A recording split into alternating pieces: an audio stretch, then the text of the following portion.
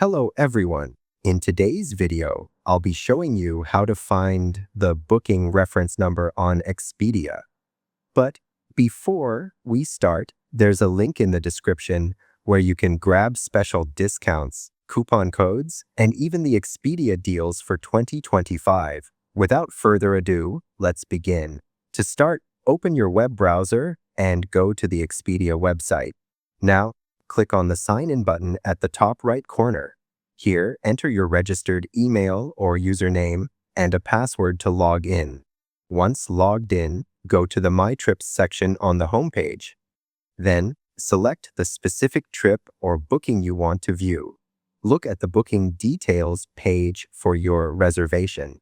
The booking reference number is also called the itinerary number. It will be displayed there. If you use the Expedia mobile app, open it and tap Trips. After that, choose the trip you want and check the itinerary details. Your booking reference number will appear at the top of the itinerary. You can also find it in the confirmation email sent by Expedia.